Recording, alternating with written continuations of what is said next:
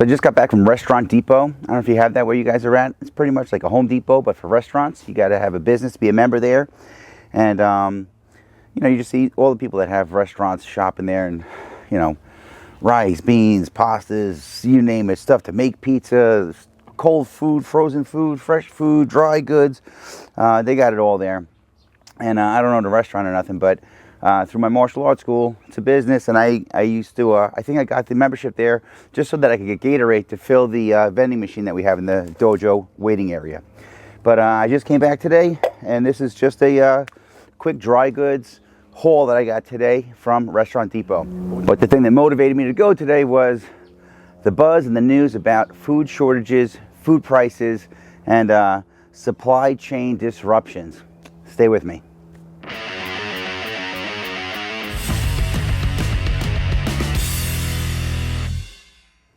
What's up, warriors? This is Kiyoshi Dave Herman with 5 Elements Tactical Training, here to share with you some warrior skills and drills that anyone can learn and everyone should know. If you're new to the channel, welcome, and thanks for stopping by. If you already follow us on social media, and that's how you find your way over to this channel, go ahead and hit the subscribe button and the bell notification button and the little thing where it says all notifications, so YouTube will let you know when the next video drops, and you get all sorts of cool content from here as well. All right, so check this out. We've been doing a lot of talking about food shortages and you know, food preps. I know winter is coming, so like ordinarily that's kind of when we really start to stock up for the winter. Again, I'm in suburban Long Island, New York, just outside of New York City, and you know, we get, you know, snow and blizzards, usually at least a couple bad storms a year, or at least it averages out to about that. So it's good to stock up ahead of time, just so that you know, when all the crazies see that you know, there's snow coming tomorrow, and they go to the grocery store and they're looking for their bread, milk, eggs, whatever. We're usually pretty stocked up on that type of stuff, so I don't got to like be out there with the crazies. However, I'm going to go off on a little bit of a tangent here, so just stay with me, and there's a reason for it. I listen to about 10 to 15 minutes of news a day, and that's my cap, because anything beyond that gets me mad about something, or upset about something, or scared about something, and that's really kind of what I think the news is there to do, to get you glued to the TV or glued to the news station, the news outlet. And regardless of which side you watch, which side you're on, I don't even care about any of that stuff. Just give me the news, give me the facts, or the best you can, and let me decide for myself how I'm going to feel about it, right? So I have a pretty short commute to my police job. So in the morning, part of my morning routine is I get in the car, I turn on the news radio, I listen to about 10 minutes of it, which is just enough for me to want to turn off the news and pray, which is the second part of my routine. I apologize to God for the things I do that I think make him disappointed in me. I thank him for the things that I'm blessed to have in my life. I ask him to guide my steps in the direction he wants me to go, and to grant me the strength to do the walking he wants me to do. Now, in that 10 minutes, you usually get little blips or like minutia of news. I feel like if news is trying to like tell you how to feel and then sprinkling some facts and news in there, that's not news, that's propaganda, and I don't got time for that. So I listen to like 10 minutes of condensed. They got to be really, like, they know you're only going to be there for 10 minutes. They want to just like give you quick snippets, right? In my police job, I often get asked by like civilians all the time, did you hear about this crime that happened in our town? Like, I live in suburbia, man, right? And I'm like, oh, that's a drop in the bucket. The stuff you hear about on the news is just enough to like, that must be either something really bad or something that's like really newsworthy or something that's going to get you glued to the TV or kind of get you buzzing about it, right? But if they were to see, like, I'm on a warrant squad, so I got to kind of check, like, all the people that got arrested in the last day or so, in case one of them pops up that's somebody I'm looking for, well, I don't have to look for them anymore, I found them. If the general public saw all of the crime that happens all over the place, wherever you live, unless you're out in rural wherever, and God bless you, you're lucky, I hope to be out there one day too. But if everybody saw all the crazy stuff that happens wherever you live, because it's out there, and police are doing the best they can, everybody would freak out. You'd be like, you know, you would want, you know, you wouldn't want gun control. You would want to make sure you were in control of the guns type of thing. And you'd be stocking up on your home security and your home defense. And man, you'd be putting, you'd look like a prepper is what you would look like, right? But they don't let that out because you'd freak out. So today on my ride to work, the little snippet, the little minutia of news that they let out was there's a shortage on, I think, cream cheese. And which I thought that's an odd thing to have a shortage of, but nothing surprises me lately. So they were saying if you're trying to get some sort of, I was like half listening and half doing something else, I guess, but they said that there's some other thing that they make from cream cheese, and there's a shortage of this other thing, and the reason for the shortage of this other thing is because there's no cream cheese. Okay? And I'm like, you know what? If they're talking about food shortages this much on the news, there's a problem going on. Most news outlets try to make it seem like everything is cool, everything is peachy, everything is good to go, when I think most of us know that there's something deeper going on right now. The news is pretty selective on what they want to scare you about, right? So, no, oh, don't worry, you know, the supply chain disruptions, that's a myth. That's not really happening. Everything is coming, just be patient, right? Food shortages, empty shelves, that's not a real thing. Don't. Next thing you know, you'll be wearing a tinfoil hat and you're gonna, no, don't listen to it. Prices are a little high. There are some supply and demand issues going on right now, but it's about to be corrected. Don't worry about that. And I'm like, does anybody still believe this garbage? So, going into winter, I did a thing just the other day, and I was looking in Walmart, bunch of empty shelves. It wasn't all empty, but there was way more empty shelves than our usual, right? My wife sent me to go grab some milk or something from the grocery store on my way home. So I just, because I'm like trying to be more conscious of it, I take a walk around, I take a look around, and I'm like, man, there's a lot of empty shelves. You ask a guy that works here, like, oh, we're just short on some stuff, or we're just restocking, or we're just moving some stuff around. Talk to somebody you know that works here, they're going to be like, yeah, no, we don't have that anymore, or we haven't had that in a while, or we don't know when that's coming back. My martial arts school and the firearm school, I have a lot of students who are in restaurant industry, food service industry, and I listen to them, and they could tell you, like off the top of their head, how much 50 pounds of beans is going to cost, 50 pounds of rice is going to cost. And they're like, yeah, certain things I just can't get.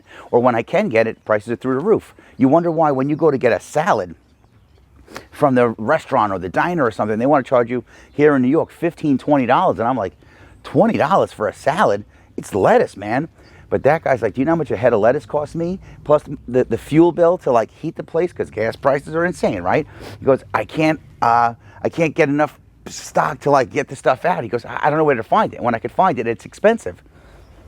Now, these are people whose job is to feed everybody, right? Like, you ask me where to go get ammunition. Well, lately I can't find that either, so I guess I get it.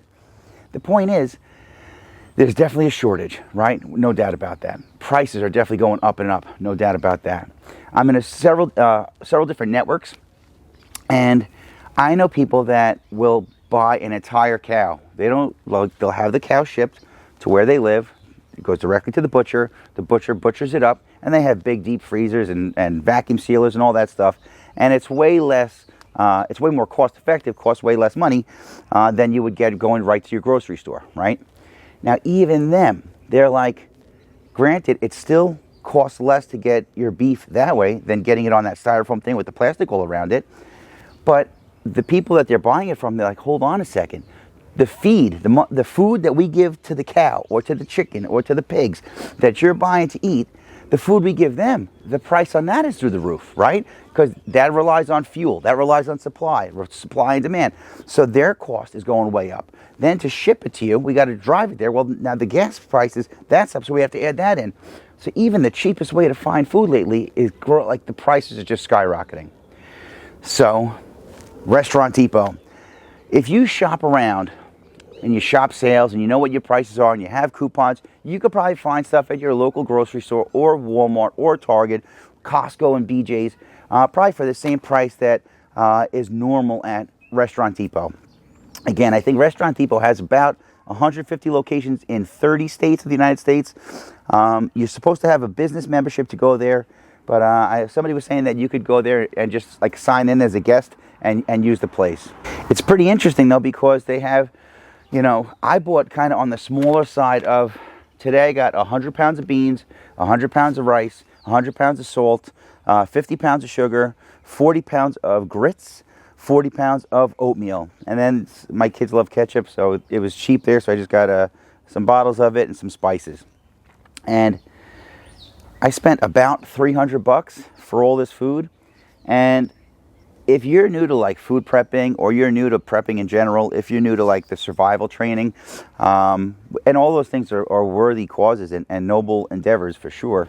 When it comes to survival, it's all a math game, right? So we need calories. Calories are the fuel that we run on as human beings, right? My truck will only go so far on a tank of fuel. The fire pit will only burn as much fuel as I put in there. So the average military-aged male, which is about 15, 16 years old up to like 35 or so years old, engaged in strenuous activity. That would be like your resource hike, your building stuff, fixing stuff, doing stuff, carrying stuff, chopping wood, carrying water, etc. Needs to consume a minimum of 2,000 calories a day just so that they could function without losing muscle mass.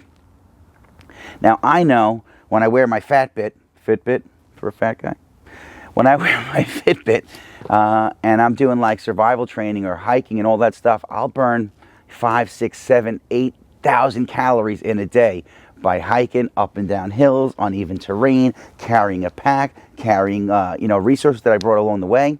So my kids, I have little kids, they're not going to burn a fraction of that.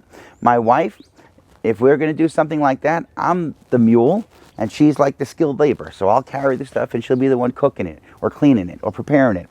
But if you average all those things together, it's about 2,000 calories per person per day. So for me, 5 miles in the house, 10,000 calories a day.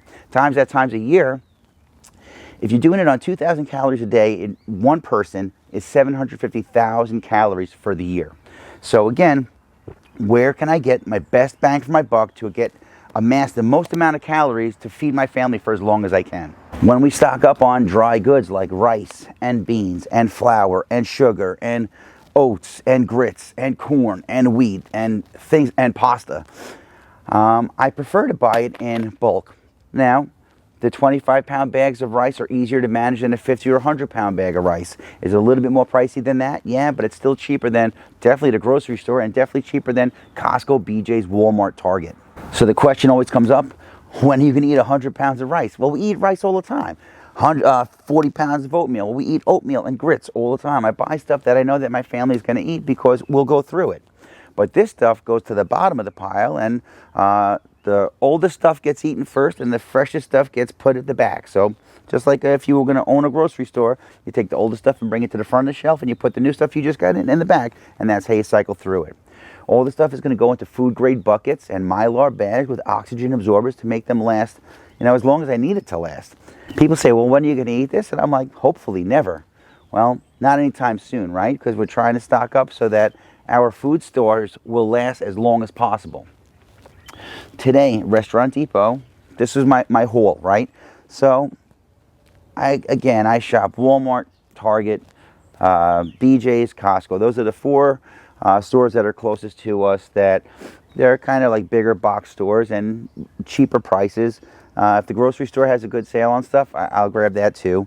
My wife and I have been pretty much on a kick of like, every time we go to the grocery store, just grab like $5-10 of something. Grab at least 1 or 2 extra things to add to the pantry because, again, the news is making it sound like everything's peachy, but, I have a lot of other people in my network, and I'm not going to my crazy tinfoil hat wearing, sky is falling, crazy friends, because they're always like the sky is falling, and they're usually wrong.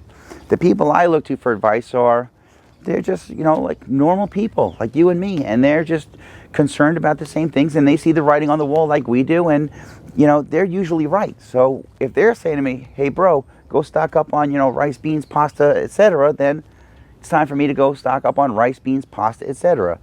And just like I teach my students at 5 Elements Tactical, and I pass on to my students in the dojo, and all the people in my prepper network, is what I'm telling you guys too. So any of you got loved ones, pass it on.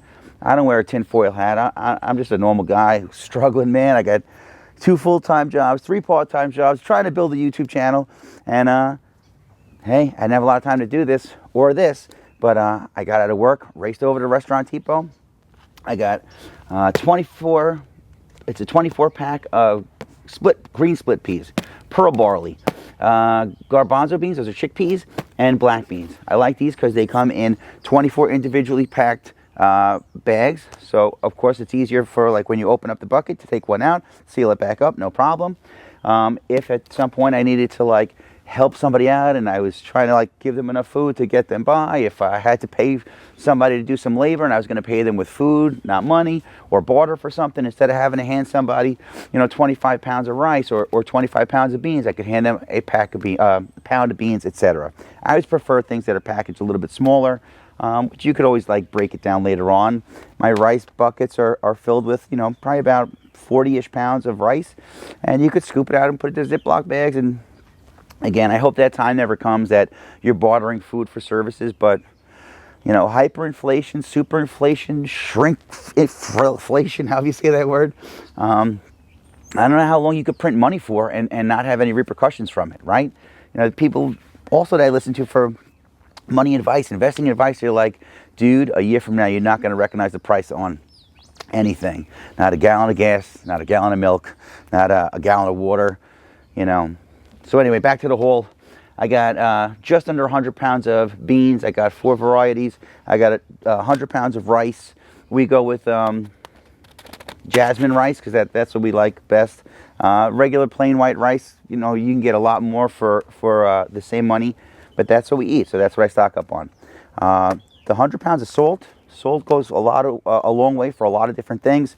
Use it not just for spices, but and recipes and stuff. But there's a lot of purposes for salt. Especially if you're going to be doing a lot of physical activity, you kind of need that to help you retain your water. There's a lot of really important purposes for salt. 50 pounds of sugar. We have a bunch of sugar, but you know, that's another thing that you know, sugar and spice and everything nice. You know, rice and beans can get a little bit boring, and a lot of the other things that we have in the house, flour and pasta and whatnot, all this stuff is just to spice it up and make it more palatable if, you know, you have to lock down for a long time. The 40 pounds of oatmeal, I think each of these 10-pound boxes was around $4. That's like free oatmeal if you ask me. And the 40 pounds of grits was maybe $30. When you're trying to figure out your calories, right? Whether it's a pound of beans, a pound of rice, a pound of oatmeal, a pound of pasta, those carbohydrate sources, a pound is around 1,600 calories. So when I look at it as like 100 pounds is about 150,000 calories. 100 pounds is about 150,000 calories. 80 pounds is, I don't know, I'm not that good at math. Point being though, it's very easy to grab them in lots of 100 pounds or 50 pounds or whatever, so that when you're doing your calculations to check on your preps, you have an idea of where you are compared to where your goal is, right? A goal is a dream with a deadline. You got to make sure that you're setting a goal and then you're taking consistent action to work towards that goal. When you get to that goal, you review your progress and set another goal. And again, we've been talking a lot about prepping on a budget, and this is one way to make you don't have to go spend $300. You know, if I did a quarter of this, I had one box, one bag, half of this, half of that, it would have been, you know, like under $100, and that's still a lot of food that it would last a really long time. And you do that once a week, once every pay period. I get paid for my police job every 2 weeks, so if every paycheck I took $100 and I put it towards something like this, before you know it, you have you know, plenty of calories to keep you and your family going, if that makes sense. And once again, I'm sure this video is going longer than I wanted it to. I'm sorry for the rants, but again, I listen to a lot of my friends who I value their judgment and I value their opinion, and people that I know that they don't panic either. Like a lot of you guys will say, oh, I like that you're calm and cool and collected, and it's not like sky is falling and freaking out. And I appreciate that, because that's how I live my life, and that's how I teach, and I don't want people to freak out because you make bad decisions like that. But the people that I look at in the same way, they're I could tell they look calm, but I could tell they're freaking out a little bit on the inside. So when they're telling me, and those are people that I look to in the exact same way, and I trust their judgment, and I value their opinion, and every time I try to follow their advice, I'm usually better because of it. So look at this as like a heads up, and just like I'm passing it on to you. If you see value in it, pass it on to somebody else. Let somebody else know about the channel, or share the video, or however you do it. Just helps me, helps you, helps each other.